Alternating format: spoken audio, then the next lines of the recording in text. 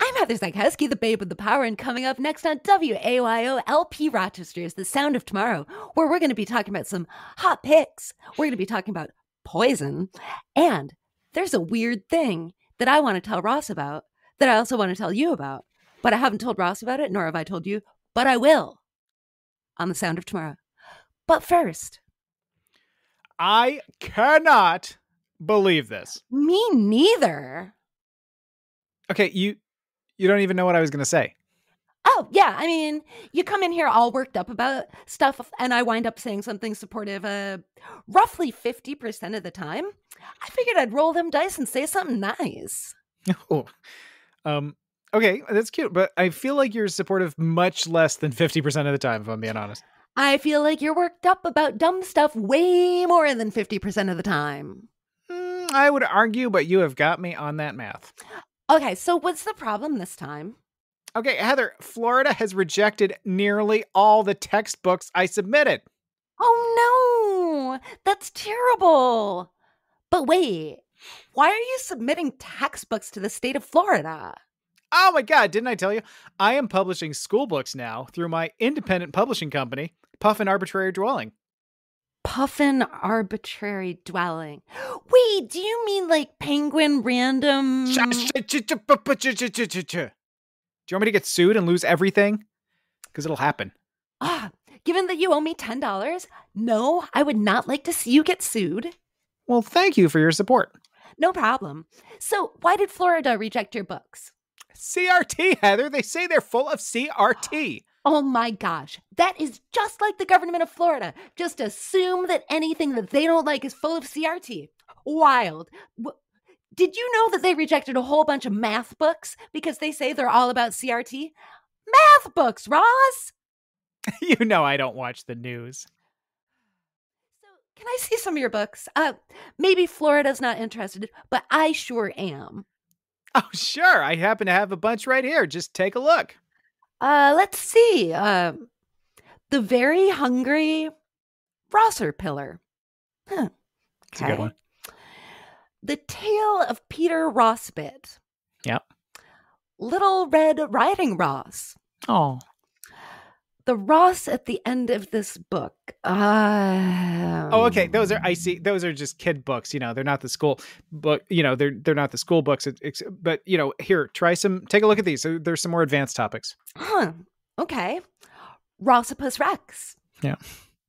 Philosophiae Naturalis Principia Rossmatica. Mm-hmm. The Rossmunist Manifesto. Do you see now why I'm so put out? So these look like regular books where parts of the title's been scratched out and your name has been inserted. And none of them seem to deal much with people who aren't you. Right. Puffin Arbitrary Dwelling is a small publisher without the budget to compete with the big names. Buy small, Heather. Buy local.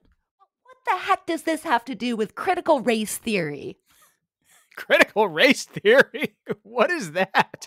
It's what we've been talking about. The academic discipline that's definitely not taught in grade schools, though we would probably be better off if it were.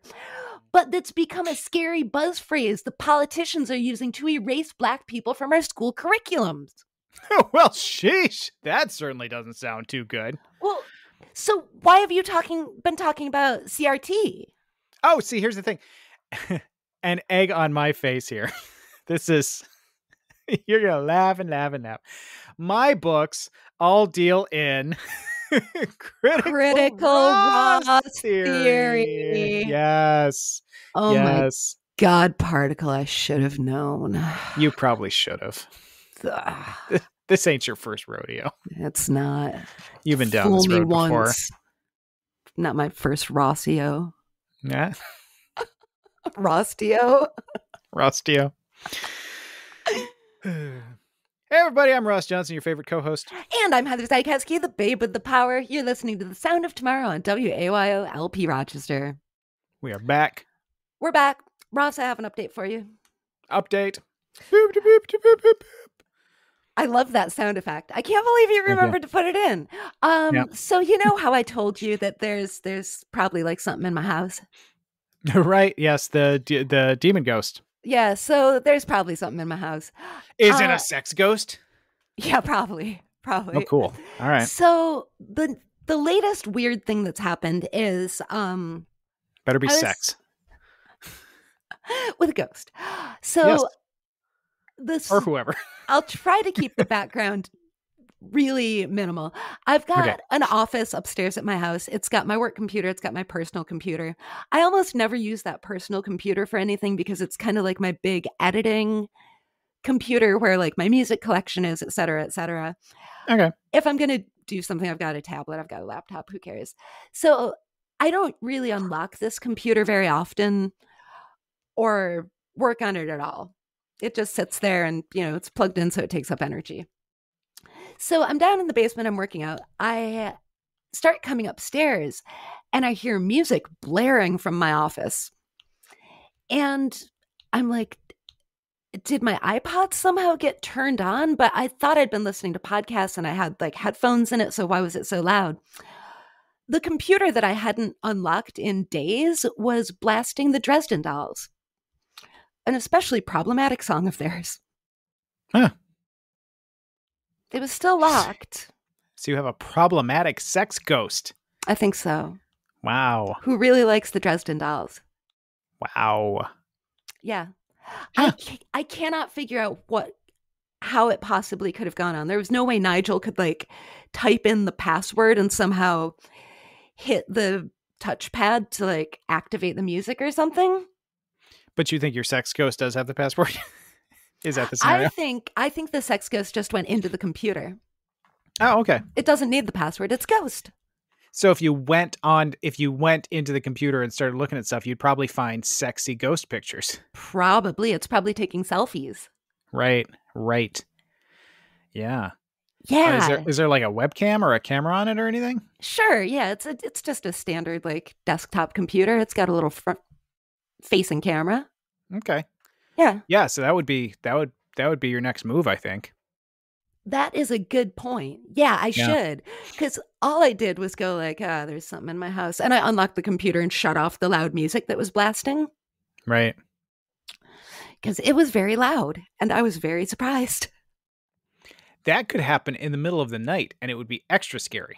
It would be annoying. It wouldn't be like, oh my God, I'm going to die. But it would be annoying. It would be really annoying. I wonder, we've established that not a lot wakes me up when I'm sleeping. True. So I wonder if I would just wake up and I would be like, where's that music coming from? But the music could have been on for a couple hours. Yeah. Literally everything wakes me up, so I would catch that right away.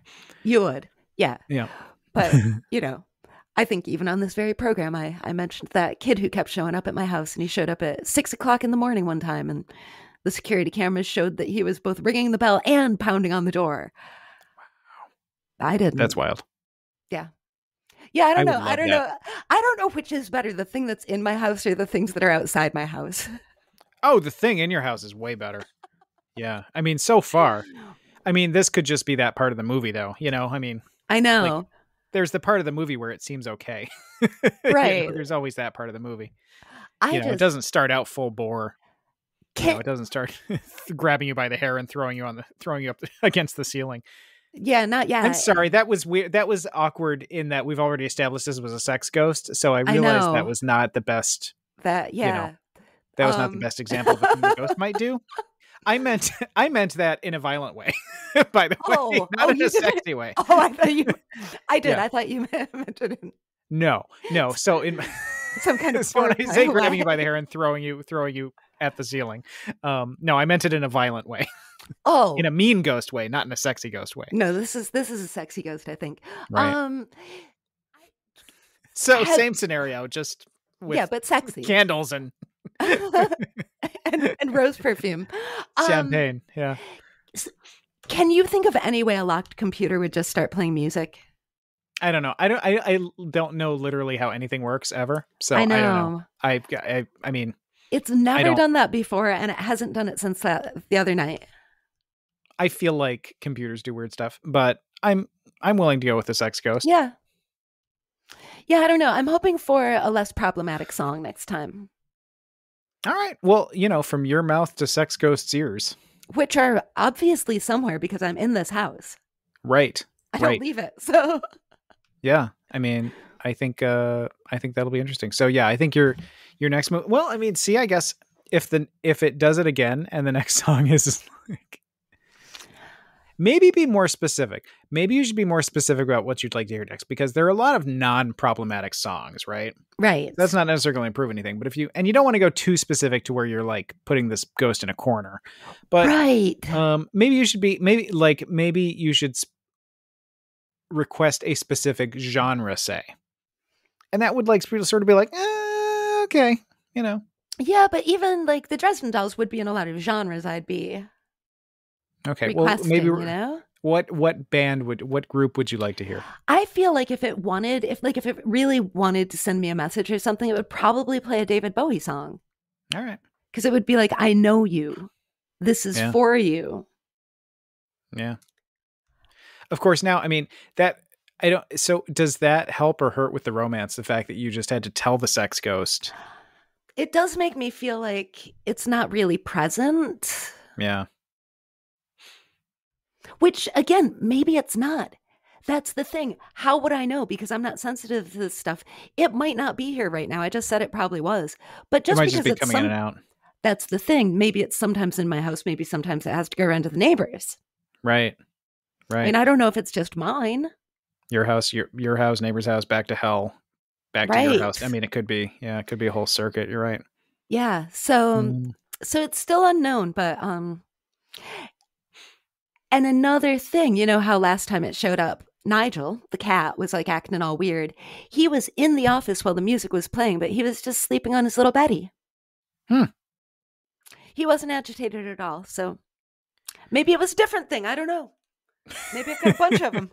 Maybe you've got several. Who knows? There's something in my house. Maybe it's just my fractured psyche and I'm doing it and I don't even know. How much do you want to know? I mean, like, how much do you want to know what's in your house? Not enough to hire someone to come over and try to figure it out. Right. But if you could know, you would. Yeah, probably. I think so. Okay. It's not the kind of thing. Because some people would be like, you know what, if there's ghosts in my house, I don't really want to know. Because I'd be freaked out. Yeah, and I think that's what you said last time I was talking about whatever it is that's in my house. To me, it would depend on what it is, and you won't know till it's too late. You know what I mean? Right. Like, if it's a friendly ghost, then sure. If it's a ghost that's like, I'm working on materializing until I can kill you, then I'd be like, maybe I didn't need to know that. Maybe I didn't need to go to bed worrying about that every night. I don't know, but would I worry? I'd worry a little bit. I mean, if an entity were threatening to kill me, I'd be a little worried. I guess so. I don't know. I mean, I haven't like looked into any kind of vanquishing or anything. So I'm apparently not.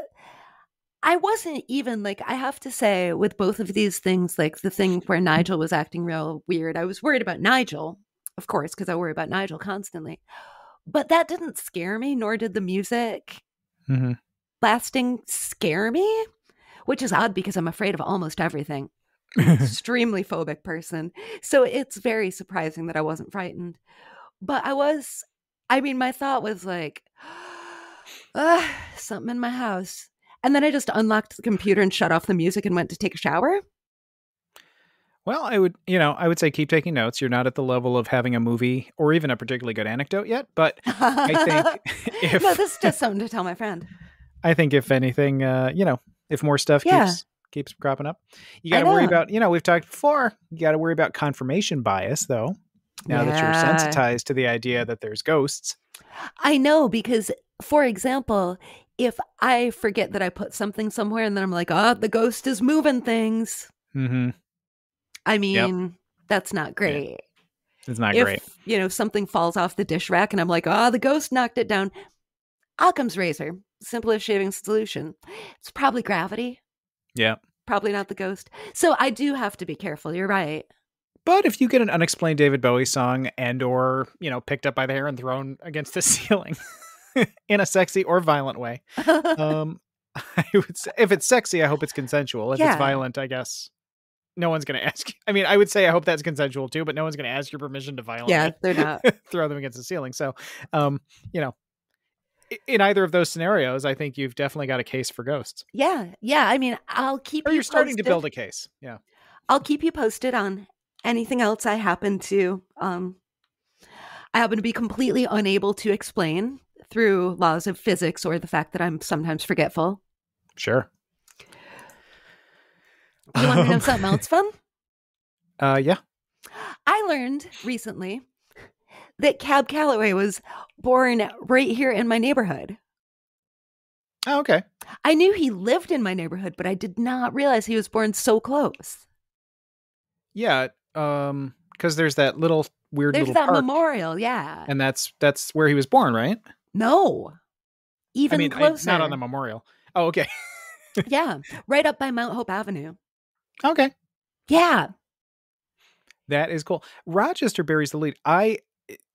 So we had talked about Cab Calloway not too long ago. Right. With the VC Andrews house. And see, Yes. I cannot dox Cab Calloway's actual house where he was born because that's been knocked down and there's a parking lot there now. Right. Which is unfortunate because when I learned about this, because I didn't know that. I knew that he lived in Rochester very close, but I didn't know that he was born even closer. Yeah. And I'm kind of doxing myself now. It's easy to echolocate me from there. But so I got so excited. I was like, oh my gosh, I'm going to pay attention. Maybe I'll take a walk over there. And then as I kept reading, they were like, the structure has been demolished to make room for a parking lot. And I was like, oh. Yeah, that's depressing. I mean, it's cool to know that Cab Calloway was born right around there. Yeah. I just learned, this is one of these cases of, Rochester bearing the lead on stuff. Because I learned today and I never knew this. And the same thing with Cab Calloway. Like, I knew he was from the area, but I didn't know much about it because I feel like we don't talk about Cab Calloway very much. You'd think we would talk about Cab Calloway an awful lot more than we do in this town. I do think that. I mean, we talk a lot about Susan B. Anthony and Frederick Douglass, which good. Those are reasonable. But Cab Calloway, also like a huge star and a very influential in American music. And why is Rochester not screaming about him all the time? And a cool guy. I mean, with like a cool guy that's fun to watch in film and movies and listen to his music. I mean, there's not with Frederick Douglass and Susan B. Anthony, there's not a lot you can like. You can't pull up a video and like dance to it and stuff. Right. There's no there's no party element, Yeah, and the music, Cab Calloway's music really holds up. Like it still sounds fresh and interesting and cool and good. Yeah, I just learned today that one of my favorite writers, Shirley Jackson, who wrote the Haunting of Hill House and We've Always Lived in the Castle and stuff like that. I didn't know. I learned today that she went to the University of Rochester for 2 years and wrote shoot. I was just looking at this and I'm not going to remember the name of the book. She wrote one of her early novels was about her experience going to the U of R, which I guess was terrible. Like had a terrible experience. Didn't like it at all. They didn't like her. She got kicked out basically. And one of her early novels is about like a college sophomore slowly going mad because of her experience at the school. And it was about the University of Rochester. Like I was like, and it's been, I think it's been made into a movie once or twice. It's a couple. So, I mean, and not the book isn't set explicitly at the university. It's a fiction, it's a fiction book. So it's not like it's set at the University of Rochester. But I mean, I was like, okay, Shirley Jackson went to school here. Granted, she had a terrible experience. So maybe in the immediate aftermath of that, I mean, but this was like 1940, I mean, in the immediate aftermath of that, maybe that's not your selling point. Like, who came to school here? Shirley Jackson, and she hated it. Yeah, had a terrible time, lost her mind, got kicked out. In a modern context, I mean, that's another one where like, this is, one of the 20th century's most popular writers, certainly an American writer. And I did not even know she had anything to do with Rochester. It's so interesting because I feel like there's this kind of Rochester thing where we're like, oh, nothing happens in Rochester and no famous people ever came from Rochester. Mm-hmm. That's not true. I don't know why we do that.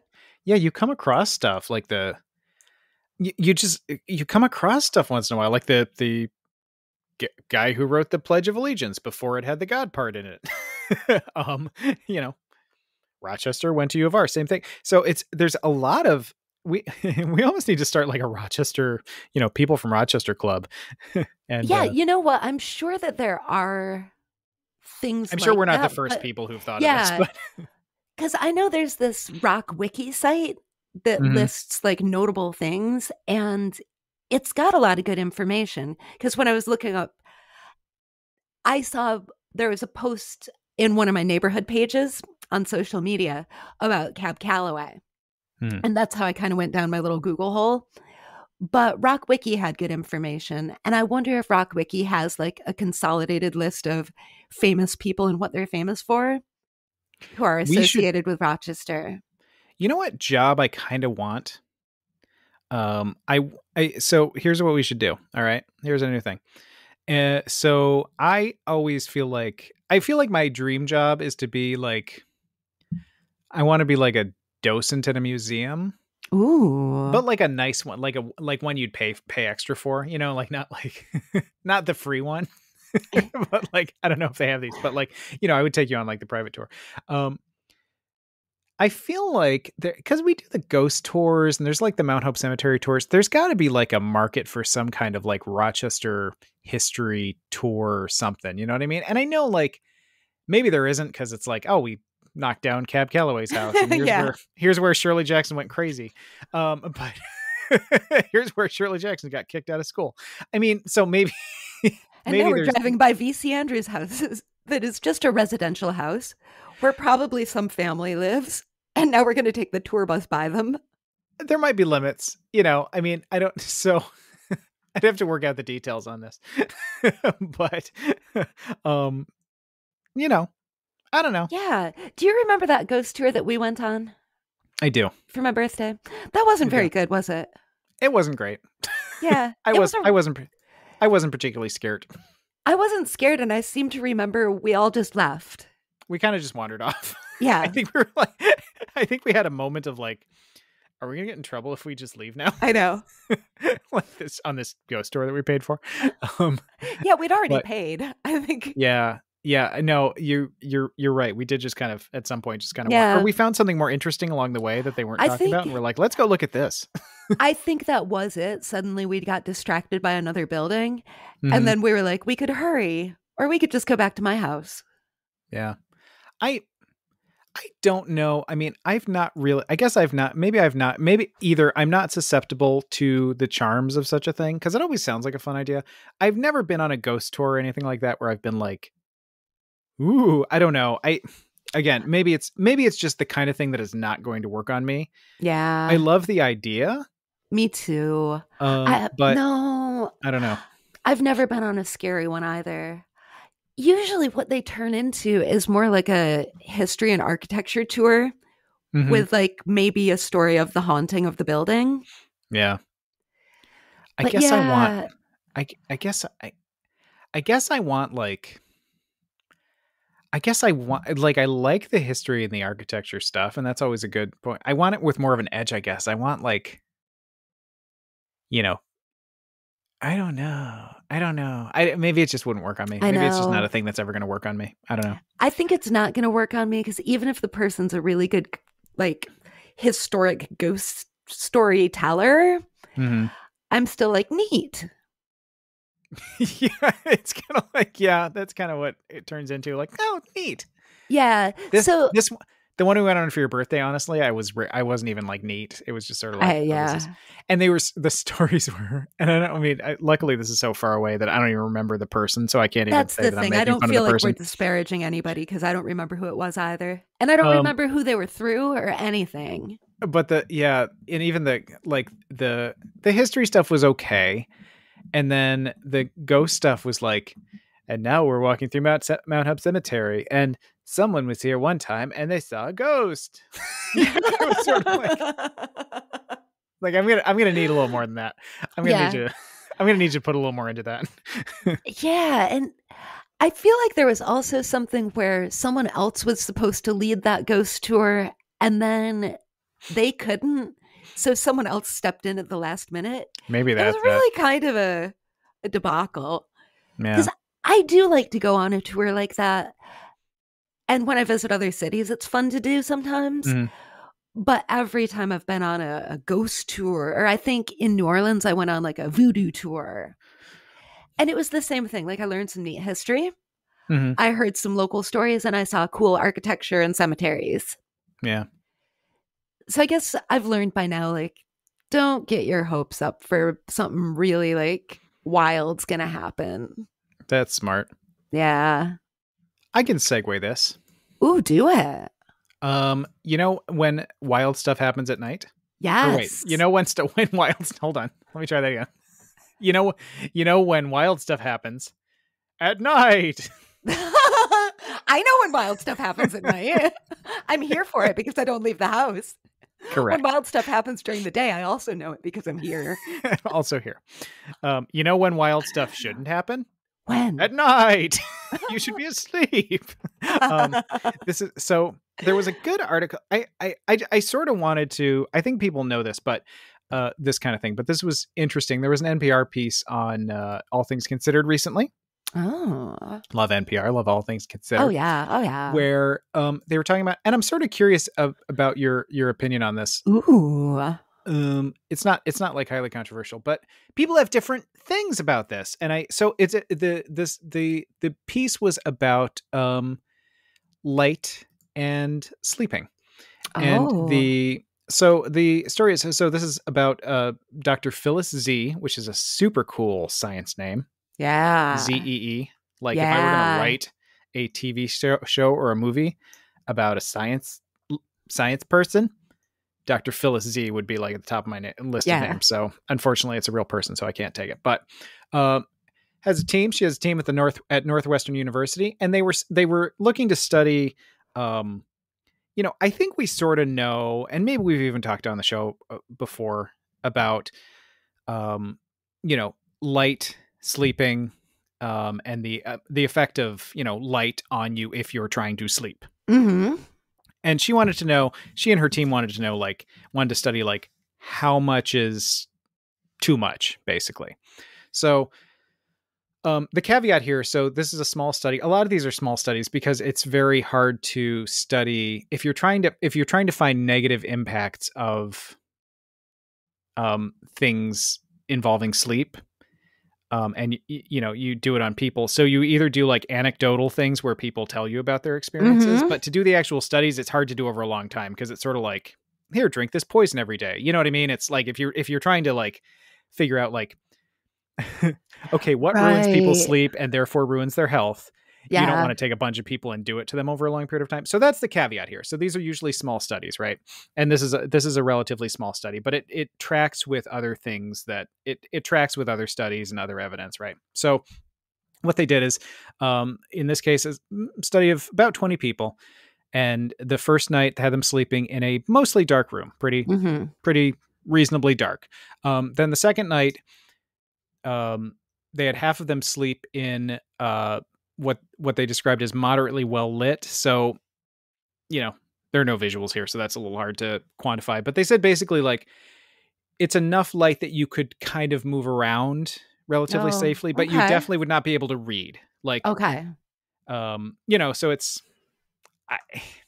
that's still a broad range in my head, but I assume this means like, again, you get up, you can sort of see where things are, but you maybe with like a nightlight.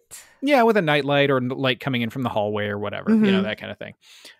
So what they found was, one thing they did was they recorded brainwaves. They recorded them while they were sleeping. So they recorded brainwaves, heart rate. They drew blood every 2 hours, which I don't know how you sleep through that, but I mean, I guess if you're hooked up to an IV, I guess if you're hooked up to an IV before you go to sleep, I don't know. All these sleep studies, even people I know who like have done these sleep studies because they personally have trouble sleeping, so they go in to go sleep in a thing where people can study them. I'm like, I don't know how you sleep because I don't know either. And I'm a pretty good sleeper sometimes. Not always. You're a pretty good sleeper. You could sleep through this. I could definitely draw blood from you while you were sleeping. Maybe. I may have. So I was leaving it there. Talk about weird things at night. So the people sleeping with the light, and again, this is a fairly low level of light. This is not daylight. This is not a light turned on. This is like sort of just enough that you could see. You could see where things are. Mm-hmm. Their heart, even though people appeared to be, sleeping soundly, visually, and even though people described having, they felt like, oh yeah, I slept through the night, I had a good night's sleep. There was the evidence of, there was evidence that all their vitals were elevated, so their heart rates were higher, the brain waves were moving, and the blood thing was interesting. So what they found was, and I'm not sure why you would think to do this, but I'm going to assume these scientists know what they're doing. So what they found was that the people who had slept with the little bit of light in the room, when they woke up, they would give them a bunch of sugar and then see how long it took their body to regulate, which is insulin resistance, which for some reason, I don't know why you would think that would relate to that, but I assume there's other science, prior to this that set that up. But anyway, what they found was that the people who had slept with a little bit of light, it took their bodies a lot longer to basically process the sugar through and return to a normal blood, a normal level of blood sugar, again, which they call insulin resistance, which is an indicator of,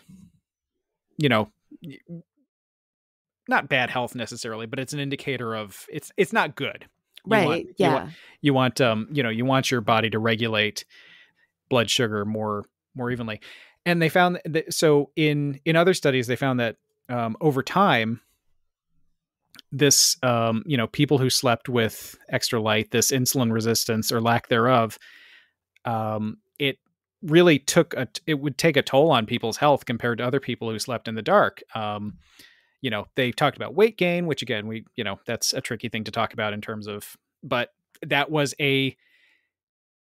people who had been at a stable weight and then switched to sleeping with, more of a light, or were in a situation where they had more of a light, were suddenly, found themselves relatively quickly at a weight at which they were not comfortable, and it was not the stable weight they had before, that sort of thing. So there was a lot of stuff they found,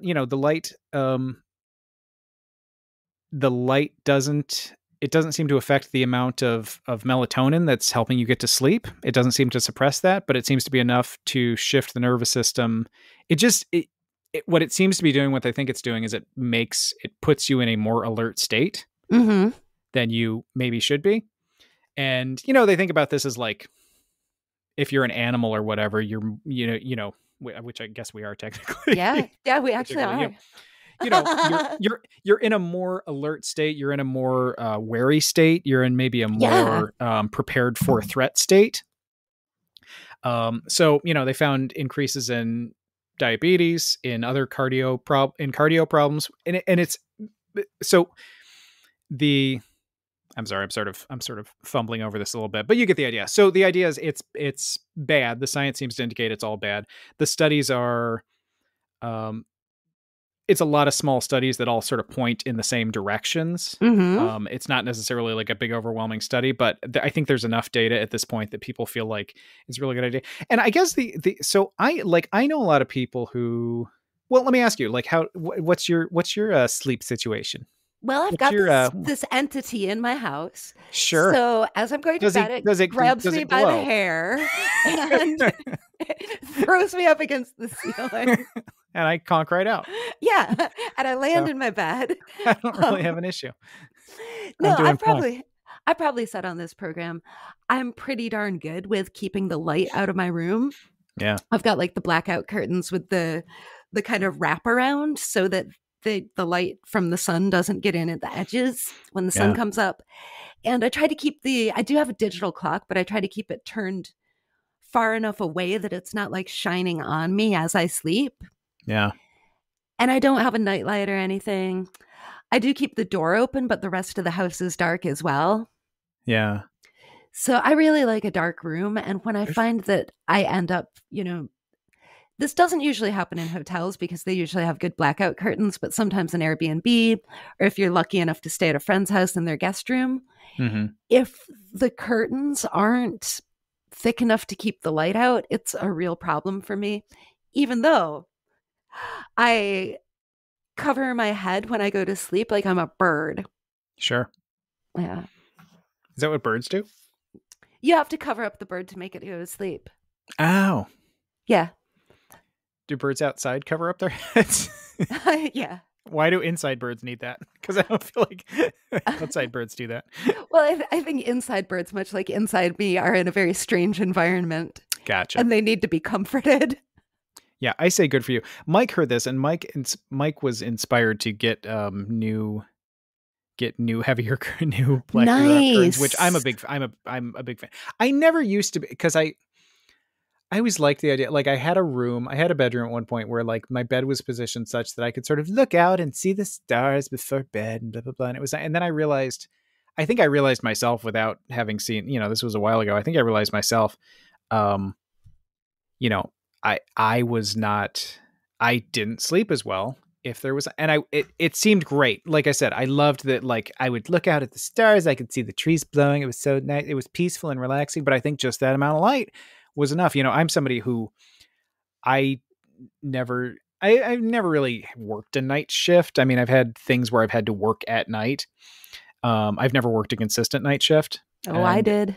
And I know, and I can't sleep during the day. Maybe if I had super duper good blackout curtains, which I think I did not necessarily at the times I did the night stuff. But so that was never a good thing for me. But I think this is but putting it this way, it sounds very dramatic. I feel like people should be aware of this. Like, I know people who, and again, sleeping's tough, man. I get it. It like, is. It's a challenge. Do what you got to do. But, I know people who, sleep with the TV on all night. And again, I'm not judging, because again, do what you got to do. But I don't want to judge anyone. I could not. I think it's bad also. I mean, it's worse if you can't, if you need that to sleep, then it's worse not to sleep. So, right. Again, do what you got to do. But, I think that's bad. Yeah. I think that's bad for us. I really do. I am on the gospel train of like almost any amount of light at night while you're trying to sleep is bad. Yep. Yeah. I haven't yet gone the route that some people I've heard of have, where they go around and, for example, they put tape over their clock. I don't know how else I'm going to figure out what time it is unless I buy one of those new clocks that I guess you have to touch them to make them show the time or something. Oh, I put a thing in front of my clock. My clock's got I put like I don't know. I have like a little Buddha thing I got in India or something that I put in front of it, and I just set it in front of it, and it blocks the light enough, and then I can just move it if I need to see the time. Okay, so that's kind of like what I do. I point it kind of away so it's not shining on me. Yeah. But yeah, I mean, it's kind of sad because I have this cute little humidifier that has a beautiful blue light in it. Mm-hmm. And it's very festive. And it's in the room by the bed. And I always think like, that's such a cool light. And then I'm like, yeah, but I want to sleep. Yeah, well, that's the thing. I mean, all this stuff has lights on it. And you've got like your clock, you've got your, people. I do not sleep with my phone in the room. I don't want it near me. I don't want it anywhere near me. Mine is across the room, charging on a dresser, and it's usually on mute. Every once so often I forget and I leave it on vibrate, but it's usually just silenced. Yeah, Mike's phone is in the room, and occasionally he has earned a glare or two from me. Yeah. When something like vibrates in the night or whatever, because of course I've been good and kept my phone out of the room. But yeah, I mean, so that's a whole other issue. All that, the light from all that stuff, all the little LEDs from your, yep. If you've got a stereo, if you got a thing, all those little weird LEDs and all that stuff, that's a whole, I mean, that stuff gets really bright. It does. And it adds up. And then also the, sort of a separate issue, but I think related is, the electronics in bed and the, and the TVs, your laptop and your phone and the TV, the TV and all that stuff. Like, and, I've gotten good because I've had to, just to like have any chance of regulating my sleep, of like, Occasionally I will, look at my phone in bed or whatever, but I really try not to. Occasionally I'll use my tablet as an e-reader, but I do this thing where it's like I make sure everything's turned off, and then I turn the brightness like down as far as it'll go, and I have it on like sepia. I'm like trying to do like everything I can to make it not so much like an electronic thing. Right. Yeah, I've gotten really good about that. Like, I do not sometimes when I nap, like if I'm because sometimes when I go to take a nap, I don't even really plan to sleep. It's just a nice time to lay down and relax with the cat and a book. Sure. Sometimes then I will put my phone on my nightstand, just in case, because I'm not really going to sleep. But when it's time to sleep, I'll admit I'm really good at not having the phone right there by me. Yeah. And like you, I'm not trying to say I'm so great or anything. I'm actually kind of horrible at sleeping. And any way I can possibly be good at it, like it's been a challenge, I think, since I was a kid. And so I've just had to like try really, really hard to set everything up the way I need it. Yeah, well, that's it. When you struggle with it, as I think we both have.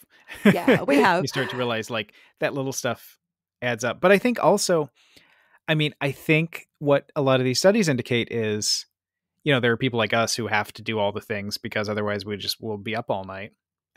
We'll be staring at the ceiling all night. Yep. But I think also, what these studies indicate is people don't realize that they're not getting great sleep.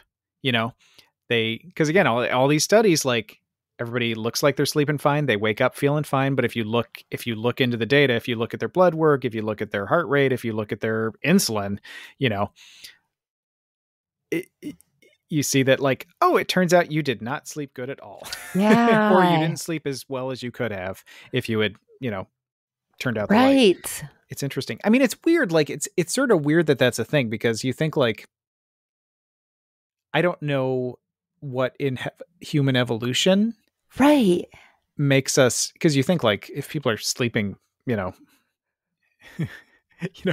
you're sleeping in a, if you're sleeping in a yurt in a full moon star, in a starry night, and you think about stars in places where there aren't huge city lights.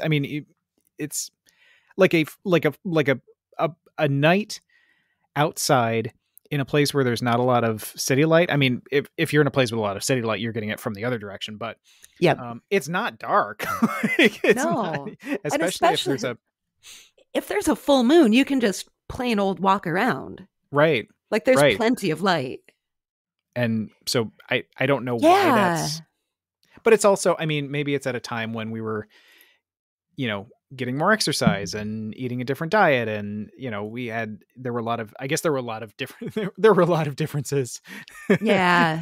Maybe if you weren't, if you don't eat a ton of carbs, if you don't wake up and eat a bowl of, carby cereal, maybe your insulin resistance isn't as big a deal. I don't know. You know what I mean? So I guess there are a lot of differences, but it's interesting because you think like, I don't feel like we're evolved to need to sleep in total dark, but I guess without that, I guess that maybe those threat levels, maybe if you're always running around from avoiding tigers, you got enough exercise to tire you out. And I don't know. Yeah, because maybe it's I assume there were a lot of tigers in old timey times, Yeah. Well, maybe it's like that we're domesticated, because there's the argument like cats sleep out under the porch and they kill mice and birds to eat.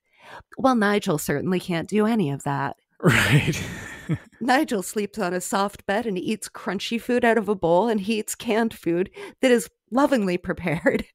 He'd be terribly put out if you asked him to do anything different. Right. So maybe that's why we can't sleep outside, but the however many thousands of years ago versions of us. That's why, like, Ludovic doesn't realize I'm picking on him, although I think he does sometimes. I think he kind of gets my sense of humor, but he'll sit there and like scrump up all the comforter on the bed into a big pile and make himself a little nest in the middle of the bed, because the bed itself isn't fluffy enough if he doesn't pile up the comforter around the edges. So he has a little bowl to sleep in the middle at just the right amount and squish up just enough to put his head on, and blah. It's like, that's so cute. And I'll be like, you're supposed to sleep under a tree. You've got cousins sleeping under trees right now. Yeah. Seriously, you have to mess up this whole bed. Yes, he You does. can't, like this bed is not, this giant double mattress is not enough for you. Yeah, he's a southern nesting dog. Yeah. So yeah, the argument about like, well, we never, this isn't natural, we never used to do it that way, is not really, yeah. To your point, like, that's always a dumb argument. Right. Yeah, because we didn't used to have big soft beds and blankets to put over our heads. Right. But Ross, you had mentioned a favorite thing of us here at The Sound of Tomorrow. I think that's probably not the truth at all. Carby cereal. Carby cereal. Yes. And I learned today about many interesting things. I learned that people have been getting very, very sick after eating Lucky Charms lately. Why? There's General Mills is looking into it. I don't know if there's been a recall yet, but the FDA said it's received more than 100 complaints related to Lucky Charms so far this year. The FDA takes seriously any reports of possible adulteration of food that may also cause illnesses or injury, the agency said in its statements. Wow. And I said, Lucky Charms, I haven't even thought about that cereal in years.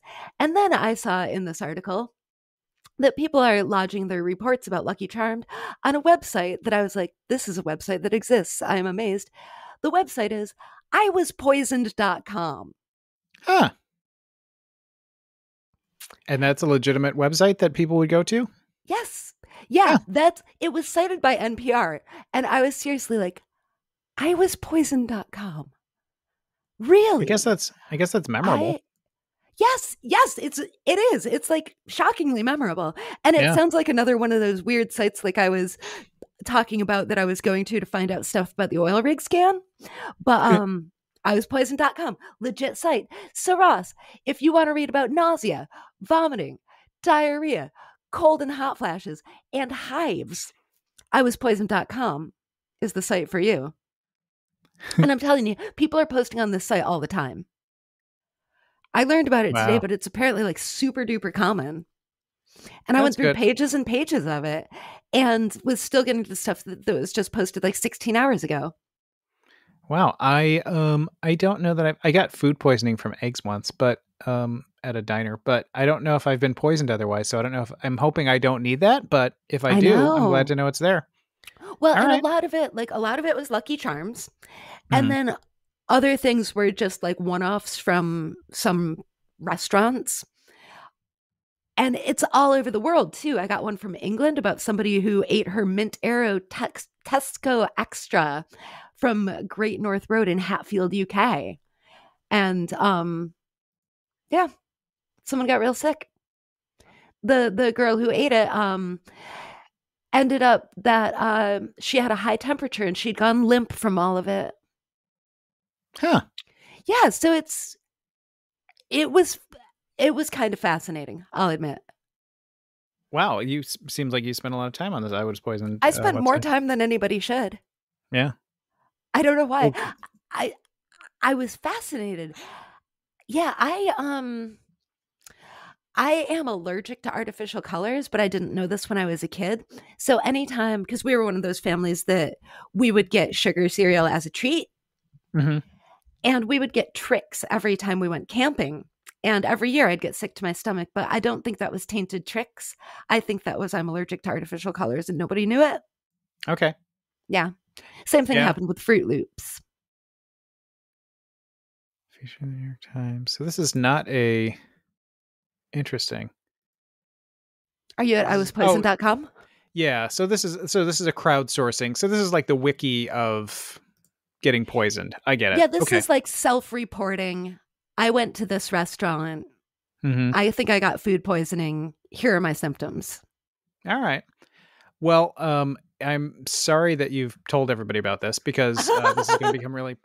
The problem is, so what's going to happen now is this is going to become really popular because you mentioned it. And then people are just going to start like doing stuff about things they don't like. You know what I mean? They're going to be like, oh, I ate at this place. And you think it's going to turn into that? It tasted bad. Everything on the internet gets bad. That's true. So Well, I've got to tell you, I don't think that I did it. I think probably NPR did it. yeah, you're probably true. Yeah. You know what, Heather? Can I end on a happy note of a thing I'm sort of happy about? Yes, I would love to hear a happy thing. So this isn't. I don't have a lot to say about this necessarily, but did you ever watch the show? Did you ever watch? This is sort of my hot pick, and I'm gonna forget to play the thing because we don't do it live anymore. So I'm just gonna. We have gone through several episodes where I'm like, I'm going to remember to put the thing and I'm going to write it down. I'm going to do the thing. And it never happened. And the show goes out and I'm like, oh crap, I was going to put in the thing. So let's just say it's not going to happen. If you loved that, let me know. We can send you the CD or whatever. We'll send you all the mixes. The CD with a 15-second jingle. Yes. Full 90-minute CD. Well, here's the problem. So back in like CD burning days, yeah, like we would buy like giant spindles of CDs on sale. So I have a lot and there's not a lot of CD burning going on. So it's not even a waste. It's just at this point, it's like they're just sitting arid. So I do have a bunch of them in my house. Yep. If you want a 15-second song on a CD, I can do it for you. Did you ever watch this show, Quantum Leap? I didn't. I've heard of it though. It's a good show. So there's a revival of Quantum Leap coming, which I wasn't sure about. But so this was a show for anyone not familiar. So this was like late 80s, early 90s. And it was an anthology about this guy who like travels in time and he goes into other people's lives and then he helps them fix their problems and then he leaves. Basically. And there's like a science fiction gloss over it. Like, oh, he was a scientist and he did a thing and he made a thing. But really it was just sort of, it was one of those like every week there's a new story and he goes into, he'll be Heather and he'll pop into your house and he'll help you fix your ghost problem. And all right. And he'll leave. It's not like a home improvement show, All the people around him think that everybody around you would think it was you, but you're really the other guy and blah, blah, blah. And I rewatched a bunch of it lately until like it left the streaming service that it was on. Cause I was like, oh, I really liked this show way back. And I wonder if it's still good. And it was surprisingly good. Like it was just, and kind of ahead of its time and sort of the stories of, it's a white guy. The lead character is a white guy, which, you could get into some like white savior kind of stuff. Mm-hmm. Like, oh, I'm a privileged white guy who's going to come here and solve this person's problems and then leave. But so there's, you could get you could take a little bit of that away from it, but it also, in another sense, it was sort of like about a white guy learning about what it is to walk in other people's shoes. You know what I mean? And it was very consistently kind of about that in a neat sort of way. So it wasn't just like, I'm here to fix everything. That's, that's how I sort of described it. That's not how the show is. I've already sold the show as that, but I mean, it was a lot of like, oh, I have to learn about these people's lives and this person's life and help them do the stuff and blah, blah, blah. Well, anyway, so it was on for like 5 years. So, but they're doing a revival, which I wasn't sure, they filmed a pilot with a new lead who is South Korean actor Raymond Lee. And then it's got a bunch of other people. There is one of the new characters / actors is a non-binary person who I'm not really familiar with their work. And I don't have that person's name right in front of me, so I apologize for that. But I don't know. I was hearing really good things about this new pilot and the new show. And it's, like I said, rewatching it, sometimes you're nervous about rewatching the stuff you liked when you were, a kid or a teenager or whatever. Yeah. Especially that like, 80s, 90s where it's like, oh, I loved blah, blah, blah. And then you're like, oh, okay, it turns out this was not great. I just didn't have very good taste at that age. So seeing this held up and so I don't know. I'm looking forward to it. We'll see. That's we'll see if it's any good. I also had a very quick hot pick and I can't even say much about it because I do not have it in my possession yet. But did Is it your sex ghost? I'm in possession of that, or it's in possession of me. Correct. Janelle Monáe has a book coming out. Does she really? She does. I would read a Janelle Monáe book. Well, mine is arriving very soon. If you're listening to this live on WAYO on Wednesday, April 20th, The Memory Librarian and Other Stories of Dirty Computer dropped yesterday. April 19th. I'm a little shocked that I've never heard about this. And you know what? It was one of those weird things where I found out about it from somewhere I can't remember. And I just immediately went and pre-ordered it because I was like, I love Janelle Monáe. course I want this book. And then I was like, how did I not hear about this? Yeah. Like, the internet should know to give me Janelle Monáe content.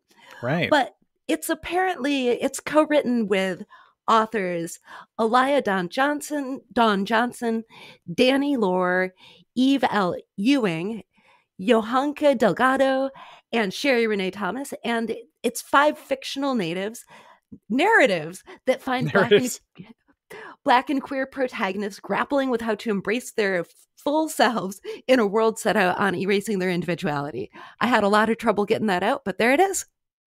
Wow, I love it. And I'm like you, I'm shocked that I've not heard about that till now. So I'm glad I've heard about it now. And I hope that people who also like Janelle Monáe are happy to have heard about it as well. Yeah. Once I have a chance to read it, maybe I'll do it again as a hot pick, though it might take a while because I have a towering stack of books that I'm very excited to get into. Well, I think you should move Janelle Monáe to the front of the line, but that's just me. Should. Yeah. Well, she probably will go on the top of the pile. Speaking of moving to the front of the line, you should move to the... I don't have anything here. You should move to the Wayo to the front of the line in the next shows. That's awesome. That's next year's t-shirt slogan. Yeah. Yeah. There you go. There you go. Just started doing this radio thing just very recently. So yep. That's all I got. Anyway, let's get out of here, Ioana. Yeah. Thanks for tuning in. Bye.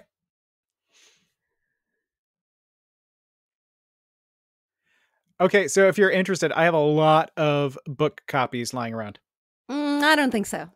Come on! What about this one? Ross of Green Gables. Pass. Oh, I love that one. It's Ross of Avonlea, too. Try this one. Le Petit Prince, whose name is Ross. No. Ugh.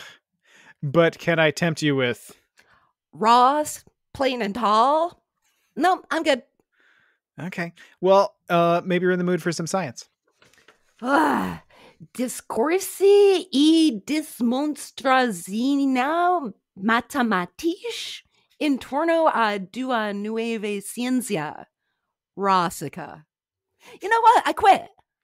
You can't quit. I'm already working on the Encyclopedia Heatherica for the Texas market. Oh, really? Well, yeehaw.